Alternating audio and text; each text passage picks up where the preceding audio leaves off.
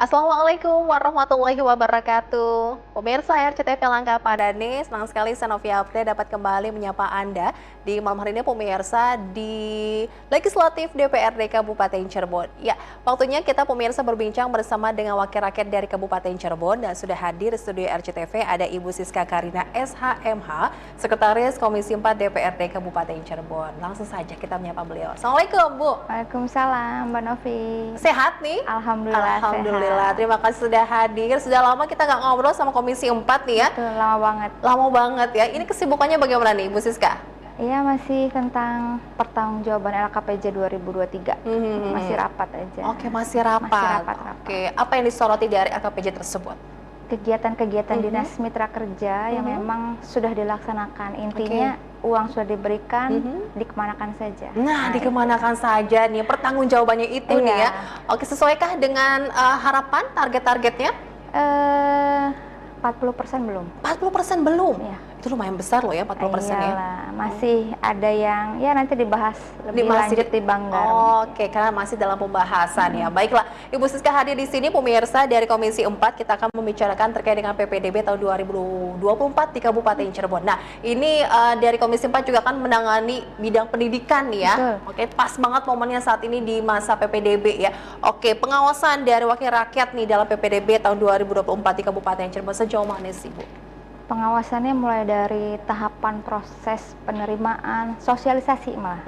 Sosialisasi sejauh mana, kan tiap tahun kita deg-degan nih berubah apa enggak aturan dari Permendikbud nih. Terus nanti ke sosialisasi beres, terus sampai pendaftaran, penerimaan dan hasilnya siapa saja yang masuk ke sekolah tersebut. Dari awal sampai akhir? Dari awal. Oh, begitu. Waduh, ini berarti harus ini juga di pengawasannya luar biasa dari Komisi 4 semuanya nih ya? Iya, betul. Karena setiap PPDB pastinya ini selalu mendapatkan sorotan. Betul. Selalu rame. Iya. Hari ini aja kita dari Ciledug SMP. Oke. Bagaimana saat di sana? SMP PPDB-nya? PPDB-nya berjalan. Tadi juga kita ke sana masih ada yang mau daftar-daftar. Sejauh ini di Ciledug lancar, aman, tinggal beberapa infrastruktur mungkin dibenahi. Oh, itu penunjang ini ya, Penunjang, untuk pembelajaran juga nih. betul. Oh, betul-betul ya. Oke, seperti diketahui juga pemirsa saat ini sudah masuk tahap 1 ya, Bu ya? Tahap 1. Tahap 1 ini sudah berjalan ya untuk dari SD ke SMP, SMP ke SMA ya yang melanjutkan ya. Ini dari tanggal 24 ya sampai dengan 29 Juli. Oke, dari Dewan sendiri ini ya, ini punya tupoksi apa sih selain dari pengawasan sih? Kita untuk PPDB lebih ke pengawasan. Iya, kalaupun tentang penganggaran paling kita penunjang saja seperti infrastruktur tadi. Jadi sejauh mana kira-kira jangan ada sekolah favorit. Ah, itu ya, sekolah favorit dan favorit ya, diskriminasi sekali itu Bu Siska ya. Jangankan di tingkat SMP, SD pun nggak boleh. Jadi kan sekarang walaupun yang tersorot seolah-olah seperti SMP, padahal PPDB kan dimulai dari mulai jenjang PAUD, SD, SMP, kalau SMA, SMK kan bagian ranah provinsi. Iya. Memang ada pembagian kewenangan. Ya sejauh itu penganggaran kita gimana caranya biar merata infrastruktur. Oke, biar jadi merata. ketika orang tua murid atau wali murid itu melihat sekolahnya kurang layak, kayaknya nggak jadi deh, pengennya dia yang bagus aja. Itu ya tidak mendukung semuanya gitu ya, kurang bagus lah punten gitu ya. Oke, itu memang masih ada nggak sih sampai saat ini diskriminasi tersebut? Diskriminasi sekolah favorit tidak favorit? Secara teori nggak ada, secara praktek masih banyak. Masih banyak. Sampai para orang tua punten ini menghalalkan segala cara ya untuk memasukkan anaknya ke sekolah favorit gitu Bu. Aduan banyak dong. Aduan mulai ada. Karena ini kan terutama jenjang SMP nih, ya, naik dari SD ke SMP. Kalau ke SD mah paling 1, 2, karena SD kan banyak. Ada berapa ratus SD, tapi kalau SMP sekabupaten hanya 80. 80 SMP yang tersebar di 40 kecamatan. Itu kan dirasa masih kurang. Tadi juga di wilayah timur kayaknya masih banyak kurang SMP lah gitu. Jadi tidak sebar gitu, tidak menyebar rata. Oke, ini kan juga menyusahkan juga para orang tua nih ya. Pasti pengen cari yang terdekat lah ya. Betul, sama kualitasnya. Nah itu, ini berpengaruh ke kualitas pendidikan juga ya.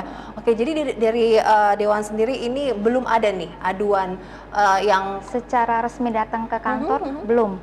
Tapi WA udah mulai. Sudah mulai. Kenapa saya bilang kenapa sih nggak ke SMP yang memang sesuai, tidak seinginan orang tua gitu. Karena ada isu di luar, misalnya sering ada jam kosnya jam kosong. Ya, jam kos di sini mah di SMP, mohon maaf di SMP A misalnya, jam kosnya terlalu banyak gitu. Nah, itu kan berpengaruh. Iyalah ya. Terus misalnya adanya ekstrakurikuler, ya, kalau tidak ada pembiayaan sih nggak tahu ya. Misalnya ada pembiayaan tambahan untuk ekstrakurikuler, di sini ada, di sini nggak ada, nah itu pengaruh gitu. Iyalah, sebagai orang tua juga bahan pertimbangan juga untuk menyekolahkan anaknya ke situ Bu Siska ya. Oh, banyak nih ya yang Dewan soroti juga punten ini dari pengalaman sebelumnya di tahun 2023. Kalau dari mulai kita menjabat ya 2019, 2020 lah 2020 sampai sekarang memang makin turun lah aduan itu, artinya memang sudah mulai terbenahi. Jadi sekarang kan eranya era digital. Betul. Semua bisa lihat, apalagi sekarang di media sosial yang viral sampai ngukur jalan kan gitu. Iya betul.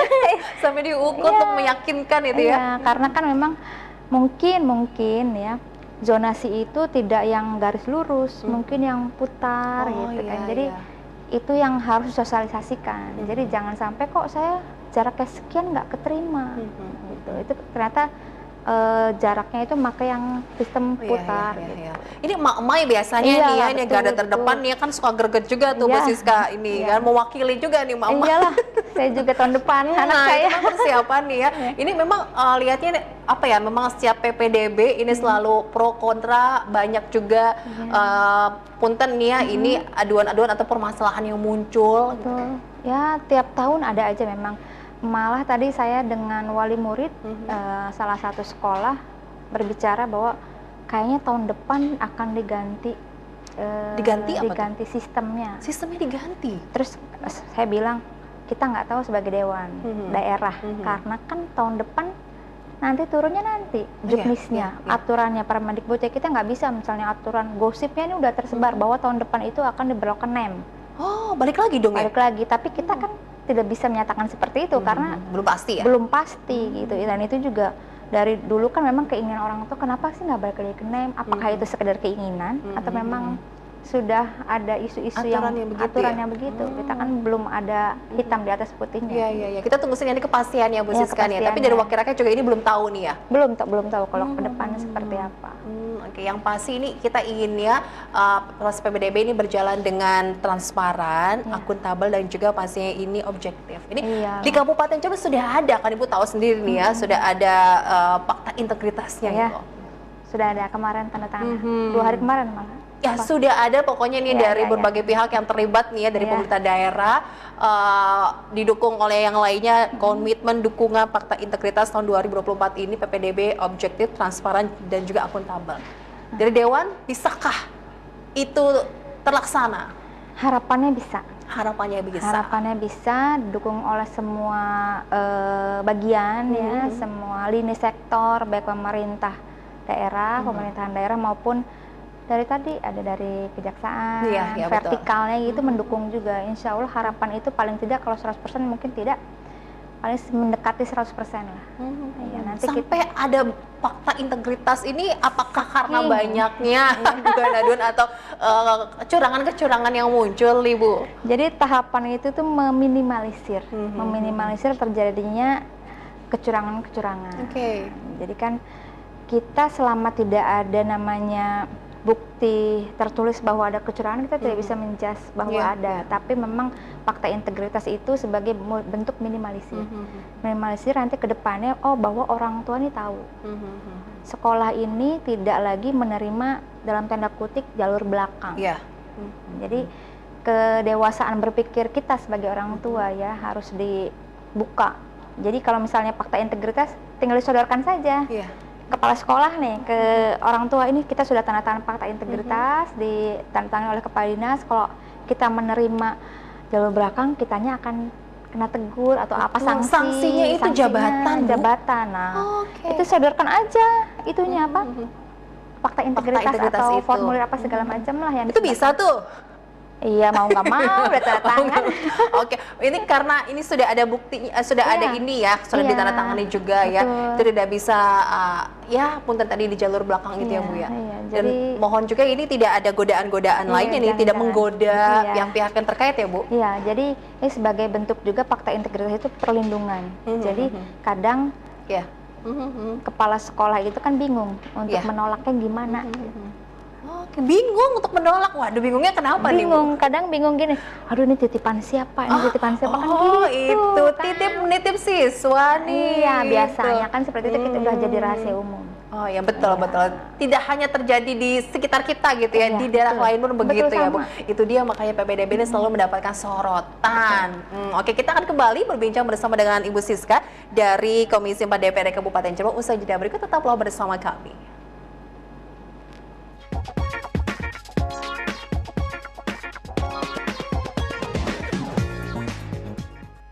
Terima kasih pemirsa Anda masih bergabung bersama kami di Legislatif DPRD Kabupaten Cirebon. Kita masih membicarakan terkait dengan PPDB di Kabupaten Cirebon tahun 2024 ini. Pengawasan Wakil Rakyat ya, ini sudah hadir pemirsa Ibu Siska Karina ya. Ini Sekretaris Komisi 4 DPRD Kabupaten Cirebon. Tadi disampaikan tidak ada diskriminasi ya Bu ya. Harapannya tidak ada diskriminasi, sekolah favorit, tidak favorit, negeri swasta. Nah itu, negeri swasta juga kadang apa ya agak-agak dibedakan juga nih Bu Siska. Bagaimana Ibu Siska menanggapinya? Sebenarnya sekolah di swasta ataupun negeri sama saja. Kembali lagi ke kualitas dari pendidik, baik itu guru maupun tadi yang kedua adalah infrastruktur. Jadi masyarakat itu tidak harus khawatir ketika sekolahnya di sekolah swasta. Kurikulumnya sama. Ya, betul. Terus nanti untuk pelatihan pendidiknya mungkin sama, kan ada tuh pelatihan guru penggerak dan lain-lain mungkin ya. Terus kualitas juga tidak jauh berbeda. Gitu. Mungkin kalau di swasta ada pembiayaan yang lebih. Nah itu yang mungkin agak memberatkan. Kita sih mengharapkan gini. Tadi juga kita rapat di SMP 1 Ciledug itu berbicara yang kira-kiranya kalau memang ada warga sekitar ya, kalau zona ataupun prestasi yang tidak mampu, tolong lebih diarahkan ke negeri. Kecuali memang kalau swasta itu memang ringan biayanya, terus subsidi dari pemerintah pusatnya atau daerahnya banyak, gitu ya. Jadi intinya tidak terlalu memberatkan orang tua. Betul. Jadi mudah-mudahan diprioritaskan, ya harus diprioritaskan yang tidak mampu dulu. Oke, itu berarti ada juga masukan dari wakil rakyat nih ya saat tadi baru kumpul dengan pihak sekolah juga ya Bu Siska. Betul. Jadi misalnya si A orang mampu, si B orang tidak mampu. Zonanya sama lah, nggak begitu jauh beda. Atau prestasinya ternyata sama. Tolong diutamakan yang tidak mampu dulu nih. Betul. Ya, karena mereka tuh berkeinginan untuk sekolah, tapi terbatas untuk biaya. Nah itu yang kita tidak inginkan. Jadi gimana kira-kira lulusan sekolah dasar ataupun PAUD lah ataupun TK itu terus jenjangnya jangan putus. Betul, tidak ada angka putus sekolah ya di Kabupaten Cirebon. Semua disampaikan dari Dinas Pendidikan juga konon katanya Bu ya. Ini kita sempat berbincang juga bersama Kepala Dinas Pendidikan Kabupaten Cirebon. Ini tidak ada angka putus sekolah lagi. Terus juga semua warga ataupun anak di Kabupaten Cirebon harus 100% sekolah. Iya, betul. Karena kan bukan sampai berhenti SMP, sekarang kan sampai SMA 12 tahun kan. Kita juga walaupun SMA ranahnya kewenangan provinsi, kita juga mantau nih anak-anak kita kan anak-anak kabupaten. Oh iya betul. Tapi dari angka putus sekolah sendiri saat ini bertahap ini ya sudah mulai membaik belum? Sudah mulai membaik. Jadi wawasan orang tua pikirannya sudah mulai terbuka. Kalaupun memang kan dulu mah, aduh malu lah, apa ya kita takut dijadikan bahan pembicaraan di lingkungan. Sekarang sudah mulai terbuka, kenapa tidak melanjutkan? Nanti alasannya ada yang nggak ada biaya, itu kan ada nanti paket sekolah paket diarahkan gitu. Jadi kita lebih itu tugasnya memang tugas eksekutif ya dinas, tapi kita juga melakukan pengawasan.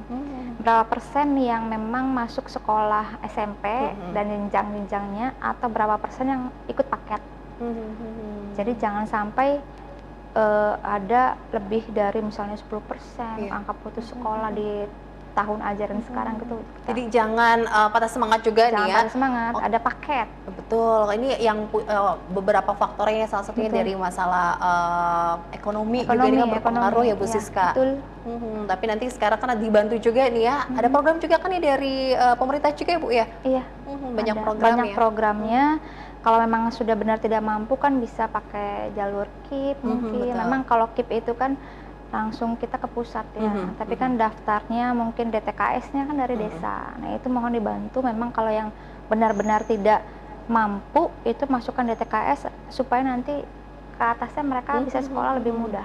Ini sebagai perhatian juga dari pemerintah nih ya, upaya agar semua bisa bersekolah. Betul, bisa bersekolah. Jadi dari tingkatan ekonomi sampai ke kemudahan, sampai ke fasilitas sekolah itu terus pelan-pelan lah kita. Kenapa pelan-pelan? Karena anggarannya terbatas. Anggarannya terbatas ya. Walaupun sektor pendidikan ini terbesar ya Bu ya? Betul, terbesar. Masih terbatas juga tuh Bu Siska? Masih terbatas juga karena yang terbesar itu dilihat secara global. Kalau dipecah itu banyaknya adalah gaji-gaji. Buat tenaga pengajar. Karena kan kita banyak, SD aja 800, SMP berapa, belum nanti yang di dinasnya. Walaupun sudah ada kabar baik juga kemarin kan sudah ada pengangkatan P3K itu ya. Tapi masih menyisakan PR yang banyak juga ya. Masih. Jadi nanti ada P3K-nya bukan berjangka ya Pak, setengah-setengah gitu kan, gitu ada. Tapi ya itu upaya pemerintah baik pusat sama daerah. Bu Siska, ada yang juga mengatakan ya sekolah itu mahal. Sebenarnya mahal nggak sih Bu? Mahal di ongkos. Mahal di ongkos. Negeri kan nggak bayar, tadi swasta yang memang harus ada pengeluaran lain-lain gitu ya Bu ya. Beda ya, beda. Kalau sekolah itu sebenarnya nggak mahal. Mahalnya tadi di ongkos, di jajan anak. Nah itu kalau misalnya sekolah itu kan butuh seragam ya wajar lah. Dan itu memang bisa untuk dicicil kan, jadi tidak memberatkan si wali murid. Tinggal komitmen ataupun obrolan aja antara wali murid dengan sekolah. Insya Allah kalau sekolah mah biasanya itu akan sok dalam jangka waktu sekian. Yang penting jangan sampai lulus belum bayar tuh seragam kan. Mungkin gaya hidup anak-anaknya juga nih ya berpengaruh nih saat ini ya Bu ya. Itu juga yang jadi pertimbangan kita juga nih emak-emak nih ya. Iya, jadi ya gaya hidup, lingkungan, itu yang bikin mahal. Oke, dari Dewan ini ada upaya lain nggak sih Bu untuk bisa membantu Dinas Pendidikan juga ya agar target yang tadi disampaikan PPDB objektif, transparan, dan akuntabel ini bagaimana? Jadi satu dalam bentuk pengawasannya kan sampai dengan tadi yang saya bicarakan sampai dengan tahap akhir penerimaan. Kita ingin melihat si A, si B, si C itu jalurnya benar dan orangnya benar. Jadi titipan itu diharapkan sudah tidak ada. Ya, karena kenapa harus pakai fakta integritas kalau memang masih ada titipan. Nah, ini agak itu juga ya Bu ya. Malu-malu juga ya Bu ya kalau misalkan sampai masih ada masalah ya. Sampai masih ada masalah. Ya udah percuma mau ada fakta integritas mau gimana pun, mau yang tanda tangannya sampai siapapun, kalau tidak komitmen balik lagi ya ngapain gitu. Nanti kita akan cross check sampai detail, mungkin misalnya SMP A yang jalur zonasi berapa, yang jalur afirmasi, jalur prestasinya apa saja. Nah prestasi ini nih yang agak sedikit apa tuh Bu? Apa sih kadang bisa dipermainkan? Itu karena kalau zona itu biasanya kan itu online jarak ya Google gitu, itu kan agak sulit. Nah itu jadi ya mudah-mudahan di luar zonasi yang itu diafirmasi prestasi. Karena kan ada beberapa tahapan ya Bu ya. Betul. Dan ini dengan kuotanya masing-masing itu kan. Betul. Jadi diharapkan juga disdiknya ini sosialisasi ke sekolah dasarnya terutama ya, karena jenjang SMP nanti itu lebih maksimal. Apa nanti dibikin spanduk tiap sekolah SD bahwa syarat untuk prestasi adalah gitu. Oh ya, karena ini kurang pengetahuan juga nih para orang tua nih Bu. Betul. Kadang gini, kita dikasih tahu kelas 6 misalnya, saya wali murid datang rapat. Bu, nanti yang masuk jalur prestasi itu adalah yang begini-begini. Nyampe rumah tuh lupa. Jadi kalau dipampang di sekolah ya, paling enggak si anak tuh ingat. Dan jelas ya pasti itu. Jelas. Iya, seperti itu. Prestasi itu dilihat dari nilai rapot dari kelas berapa, semester berapa, nilainya minimal berapa. Misal, terus afirmasi seperti apa, perbedaan orang tua seperti apa. Gitu. Jadi gamblang. Pokoknya detail lah ya, biar detail, nanti tidak jadi bahan perdebatan juga ya Bu Siska. Betul. Kalau di SMP ini jalur prestasi nilainya sekian bisa keterima, di sini nggak terima gitu. Itu sih ya kan kita orang tua kan nggak tahu ya. Kita makanya sampai kita berbicara sedetail itu, meminimalisir ada bukan hanya yang ngeluh orang tua. Pihak sekolah pun ngobrol dengan kita. Ini gimana saya kalau tidak diterima gimana, kalau diterima gimana, makanya dilema tuh Bu. Dilema si sekolah ini. Akhirnya mungkin muncul fakta integritas ya, alhamdulillah mereka punya kekuatan. Seluruh kepala sekolah SD, SMP juga itu mendukung juga ini semua ya. Iya, haruslah.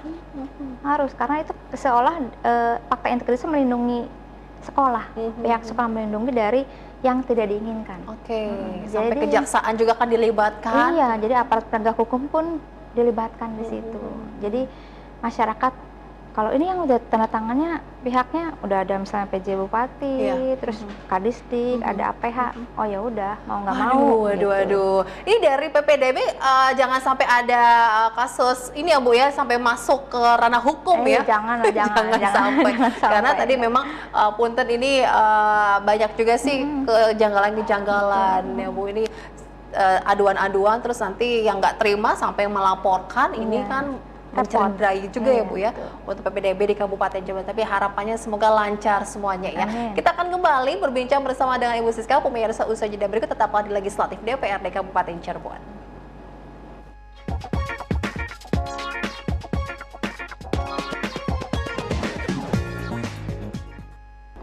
Ya, Legislatif DPRD Kabupaten Cirebon, pemirsa kembali hadir untuk Anda. Kita buka kesempatan untuk pemirsa CTV yang bergabung bersama kami bisa lewat telepon di 0231482138. Tapi kamu ada yang bertanya nih secara online juga ya Bu Siska, ini terkait dengan perbuatan menerima ya, memberi, ini memanfaatkan pelaksanaan PPDB ini dengan memberikan sejumlah uang. Dalam kurung lah ini pungutan liar. Ini kan ada sanksi untuk para kepala sekolah ya. Ini jabatan taruhannya. Tapi untuk ini bagaimana nih Ibu Siska sendiri melihatnya fenomena ini, apakah nanti masih bisa terjadi? Kalau pengawasan dari Dewan bagaimana? Kalau memang tidak adanya komitmen tadi antara sekolah dan wali murid, ini pasti ada 1-2. Mau tadi saya bilang mau ada fakta integritas siapapun yang tanda tangan, tapi seolah masyarakat yang penting anak saya masuk, terus nanti pihak sekolahnya secara terpaksa menerima, ya mau gimana? Harusnya itu kan akhirnya Pak pungli. Nah itu dia. Pungli ini kan ranahnya udah APH nih. Nah itu dia, betul ya. Iya kan, kita tidak mau namanya pendidikan Kabupaten Cirebon tercemar seperti itu, nggak mau kita. Jadi gimana kita meningkatkan mutu kualitas untuk pengajaran, tapi diribetkan dengan masalah-masalah inilah. Itu awal-awalan yang kita juga harus berpikir sebagai orang tua. Ya, kita juga suka ke konstituen, ke warga. Kalau misalnya ada Bu, kalau anak ibu masuk melalui jalur belakang dengan membayar sejumlah tertentu, berarti anak ibu tuh memberikan jalan yang nggak baik buat anak. Jadi terkadang pemahaman segi agama pun kita harus dorong ke masyarakat. Ya apapun caranya, sosialisasi seperti apa, yang penting jalur belakang itu sudah hilang lah, sudah hilang. Yang dilakukan dari Dinas Pendidikan melalui pihak-pihak terkaitnya terkait dengan sosialisasi PPDB dari pantauan Dewan bagaimana? Sudah maksimal kah? Sudah masif kah? Sebenarnya sudah masif. Hanya memang tadi tidak detail-detail itu belum disampaikan, atau sudah disampaikan tapi baru secara lisan kepada para orang tua yang hendak anaknya naik jenjang. Jadi sebenarnya kasih spanduk aja lah, spanduk tertulis gitu ya. Tertulis. Jadi ketika ada orang tua atau wali murid itu datang, ibu ini syaratnya, tapi jangan mendadak, jangan sebulan sebelum PPDB dibuka baru dipasang. Harusnya setahun paling nggak. Berarti kan tiap tahun selama itu Permendikbudnya tidak berubah, ya udah jangan dicopot kecuali rusak. Iya. Dan sekarang juga kan pendaftaran lewat online semua nih. Kadang terkendala server gitu, adakah yang mengadukan gitu Bu, atau juga orang tua yang kurang update, kudet gitu terkait dengan pendaftaran lewat online itu kan sangat mengganggu juga teman. Iya, karena memang tadi keterbatasan orang tua, akhirnya dikembalikan lagi ke pihak sekolah, minta tolong bantu dari sekolah asal. Misalnya dari SD mau ke SMP ya operator SD-nya. Mau nggak mau itu dilayani. Dan tapi jangan dikasih ikannya aja gitu, maksudnya diajarin. Paling nggak sih anak zaman sekarang kan sudah cerdas tentang media-media online, teknologi gitu. Diajarin aja caranya seperti apa. Jadi tahapan-tahapan itu online itu jangan mendadak di sebulan sebelum PPDB. Jadi jauh hari sebelumnya. Oh, betul ya, ini yang karena pendaftaran lewat online kadang yang gaptek tuh kayak banyak ditemui juga tuh Bu. Betul. Ya. Walaupun sekarang ibu-ibu sudah main Facebook. Nah, betul. Kita mama tuh main Facebook. Ya udahlah gitu. Iya betul. Oke, terkait dengan sumbangan berkedok pungli ya, berkedok sumbangan bagaimana nih? Ada dibedakan antara pungutan dan sumbangan. Itu dibedakan. Jadi kalau pungutan itu kan ditentukan jumlahnya berapa, besarannya. Pokoknya harus untuk misalnya bangunan A, kelas sekian, harus sumbangan. Ngomongnya sumbangan, padahal itu pungutan. Sumbangan sebesar sekian, ditentukan batas waktu. Nah itu namanya pungutan. Kalau sumbangan mau dia orang tua mampunya 1.000, 2.000, ya udah gitu. Dan tidak ditentukan waktu. Itu sumbangan. Jadi jangan sampai berbicara ke komite atau ke wali murid sumbangan itu ada tentuan besarannya. Ada pengalaman seperti itu? Oke, rakyat ini menemukan banyak atau adakah gitu? Ada, tapi akhirnya diselesaikan dan selesai dengan wali murid dikembalikan. Oh begitu, ini pungutan berkedok sumbangan ini terjadi ya? Terjadi, ada. Tidak hanya di kabupaten tapi juga di daerah lainnya juga ada yang seperti ini untuk pembangunan sekolah. Iya, karena gini, kadang sekolah itu mohon maaf ya, belum mengetahui akreditasinya itu harus sesuai dengan wujud sekolahnya. Maksudnya gini, ketika dia melaporkan ke Dapodik bahwa ruang kelasnya sebenarnya ada yang rusak berat, itu tidak dilaporkan. Semuanya baik semua laporannya. Akhirnya akreditasi turunnya A. Padahal kan ini gimana mau dapat bantuan dari pusat? Pusat itu kan melihat data. Jadi kalau ruang kelasnya rusak beratnya 3, ajuannya 3, paling tidak ada yang turun lah berapa. Mau kita ngambil ataupun mau kita ngasih proposal berbentuk permohonan ke pusat, tapi Dapodiknya tidak sesuai dengan kenyataan, nggak bakal dapet. Gitu. Jadi jangan terpacu pada akreditasi. Memang kita harus sebagai motivasi, tapi sesuai dengan lapangan, dengan kondisi. Banyak tuh yang kejadian begitu ya, tidak sesuai. Tidak sesuai banyak. Jadi akhirnya kita berikan pemahaman kepada pihak sekolah. Jangan seperti itu, karena anggaran daerah pun sebenarnya harusnya mengacu pada Dapodik, ya APBD ini. Karena kalau Dapodiknya belum selesai, tiba-tiba nanti ada anggaran untuk perbaikan sekolah, Dapodiknya bagus, kenapa diperbaiki kan? Ternyata di lapangannya tidak sesuai. Tidak relate banget nih ya. Oke, tapi kalau mau terkait dengan sarana prasarana di Kabupaten Cirebon untuk sekolahnya, ini kan banyak juga yang membutuhkan perhatian Bu Siska. Banyak banget. Terutama Dewan sendiri yang mengatakan ya. Tingkat dasar, sekolah dasar. Sekolah dasar itu banyak banget butuh perhatian. Gitu.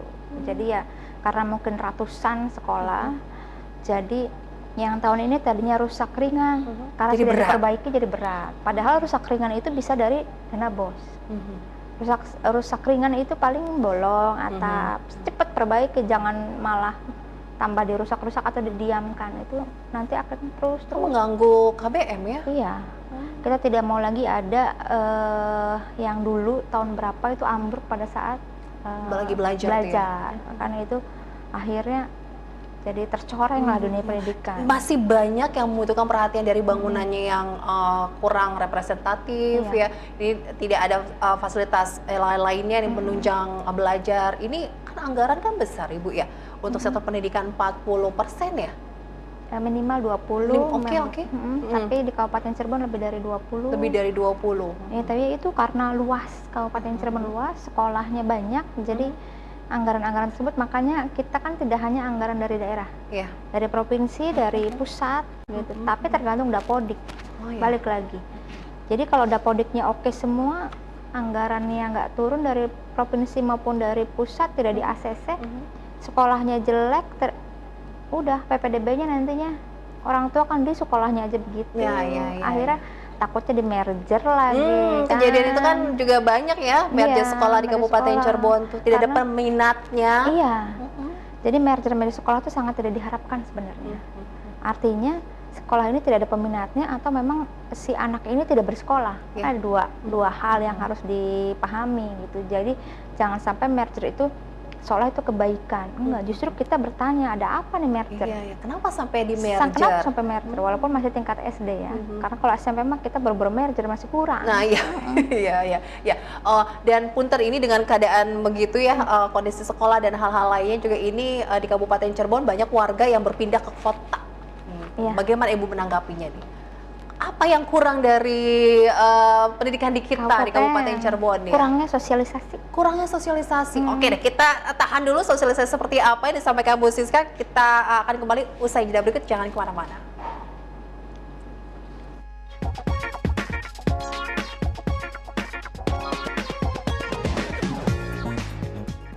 Kami lanjutkan pemirsa perbincangan kita terkait dengan PPDB di Kabupaten Cirebon tahun 2024 terkait dengan mutu pendidikan di Kabupaten Cirebon nih. Ini ada beberapa juga warga kabupaten yang bersekolah di kota. Ini kan menjadi pertanyaan Bu Siska. Bagaimana Ibu? Jadi seolah stigma masyarakat bahwa di kota itu lebih baik mutu kualitas pendidikan. Padahal kalau untuk saingan itu kita mampu bersaing. Tapi kembali lagi karena kalau orang berdagang mah marketingnya belum pas gitu. Jadi promosinya belum pas, belum ada yang ngena gitu. Jadi seolah stigma mendingan di kota, mendingan ini. Nah, karena tadi mungkin tidak ada informasi-informasi yang terbuka terhadap wali murid. Jadi contoh ya, misal ada perlombaan apa, tingkat apa, terkadang tidak disosialisasikan di semua untuk umum. Sedangkan di kota itu sosialisasinya untuk semua. Akhirnya terus media sosialnya jalan. Di tingkat SD aja ada banyak sudah punya IG. Jadi sekarang mainnya media sosial. Jadi dari mulut ke mulut apa tuh kan ya. Jadi marketingnya tuh bagus. Jadi, itu jadi bahan juga nih ya. Dewan untuk menyampaikan juga nih Bu, untuk peningkatan mutu di Kabupaten Cirebon. Sebenarnya mutu sudah bagus lah, kita juga guru penggeraknya sudah banyak yang lulus ya, guru penggerak yang disiapkan nanti untuk menjadi kepala sekolah. Masih pada muda-muda, artinya inovasinya pun harusnya sudah melangkah lebih maju gitu. Jadi sudah ada tahapan-tahapan yang untuk promosi sekolah dan jangan sampai ada dari kabupaten pindah kartu keluarga, akhirnya buat di sekolah di kota. Sekarang ada juga kan banyak kan orang tua melakukan berbagai cara tadi ya Bu, dengan pindah kartu keluarga gitu kan ya. Itu demi menyekolahkan anaknya di sekolah yang favorit, sekolah negeri yang bagus lah pokoknya gitu. Jangan sampai seperti itu. Kalau masih satu lingkup kabupaten, tadi tinggal tunjukin fakta integritas. Tapi kalau kita orang tua sudah pindah kartu keluarga tadi ke kota, kota kan kita nggak tahu sudah ada fakta integritas apa belum kan, kita ranahnya kabupaten. Jadi ya kembali lagi untuk mutu kualitas, kalaupun sudah kita melihat SMP SD di kabupaten itu sudah mulai nih bagus-bagus, apalagi dengan sistem yang sudah mulai berjalan tadi kayak guru penggerak dan lain-lain. Artinya kualitas pun harusnya sudah baik gitu. Hanya promosinya saja kurang. Promosi kurang, sosialisasinya saya rasa kami rasa masih kurang. Ini masuk mungkin untuk para kepala sekolah ya Bu ya, Kabupaten Cirebon nih. Jadi jangan yang jangan yang biasa-biasa aja. Jadi kepala sekolah itu harus punya inovasi. Tiap harinya gimana caranya sekolahnya berkembang dan terkenal. Kalau udah terkenal, nanti SMA pun nanti anak-anak muridnya ke SMA lebih gampang. Berlomba-lomba nih ya para kepala sekolah ya. Betul. Jadi agar sekolahnya juga ini semakin diminati ya Bu. Iya betul, karena biasanya kalau perlombaan jalur prestasi itu kan butuh untuk ke jenjang berikutnya.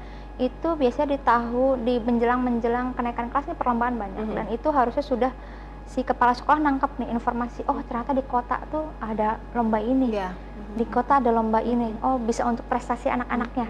Di sekolah diambil semua, sebarin. Saya rasa wali murid akan lebih senang. Tenaga pendidik kita banyak.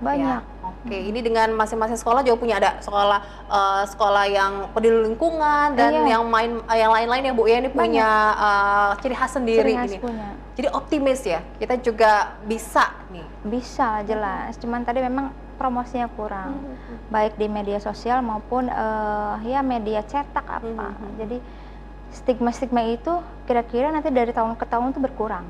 Kita optimis sekolah kita mampu bersaing. Memang nggak butuh waktu yang lama, nggak sebentar setahun langsung gimana. Iya. Ada catatan dari wakil rakyat juga banyak ya Bu terkait dengan sektor pendidikan kita nih. Betul, iya. Karena kan ini bakal kita buat nanti anak-anak kita ke depan. Jadi sampai detail pun, sampai tahapan tadi mutu kualitas, promosi seperti apa, sampai ke tahap pembelajaran tadi jangan banyak jam kosong, terus tetap ngikutin sebenarnya alur pendidikan sekarang kemana nih, gitu. Jadi itu harus ngikutin. Misalnya ekstrakurikulernya yang lagi yang lagi bagus kemana untuk menunjang prestasi. Nah itu harus terus diikutin. Mempersiapkan generasi muda kita nih ya, generasi emas juga ya Bu. Betul, jadi kurikulum merdeka yang sekarang dioptimalkan, ada P5, apa ini optimalkan dengan maksimal gitu. Yang penting nanti P5-nya jangan terlalu banyak pengeluaran untuk pembuatan apa. Iya. Oke.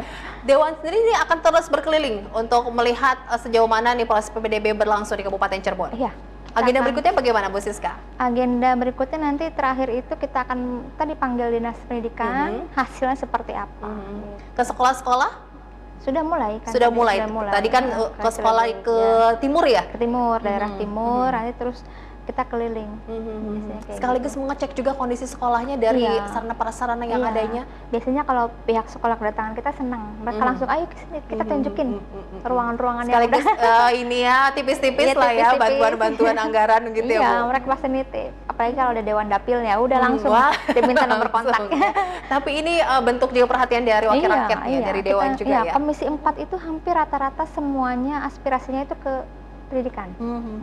Karena kita melihat pendidikan memang butuh banyak support, terutama infrastruktur itu. Jadi kalau pendidikan kualitasnya ataupun infrastrukturnya jelek ya kita nanti kesananya gimana gitu. Iya betul ya. Berproses lah terus ya Bu Siska ya. Oke. Dari harapan Bu Siska sendiri bagaimana nih untuk pelaksanaan PPDB tahun ini? Tadi sesuai dengan slogan atau moto ya, fakta, integritas, akuntabel, objektif. Intinya semua pihak harus mengetahui aturan-aturannya dan tidak ada lagi yang nama jalur belakang. Jadi jangan takut untuk pihak sekolah ketika ada yang tidak sesuai itu ditolak.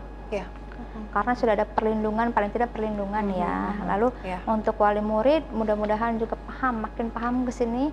Terus kualitas pendidikan juga dari para guru ditingkatkan. Kita udah lindungin semua nih sekolah. Tapi kualitasnya pendidiknya belum bisa ditingkatkan, ngapain gitu ya. Harus diimbangi juga. Diimbangin juga. Jadi kualitas para pendidik itu harus terus ditingkatkan. Inovasinya kepala sekolah, inovasi dari struktur di sekolah, baik wakil-wakil kepala sekolah dan lain-lain sampai guru pun inovasinya harus terus berkembang. Jadi kualitas kita pendidikan itu tidak kalah saing. Oke. Ada himbauan untuk para orang tua ini yang sekarang lagi konsen dalam PPDB ini bagaimana Bu? Jangan takut untuk anaknya tidak diterima di sekolah A.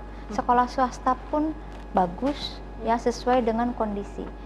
Sekolah negeri yang terdekat kalau jalur zona, pokoknya jangan sampai kita memasukkan anak kita ke sekolah dengan jalur-jalur yang tidak baik.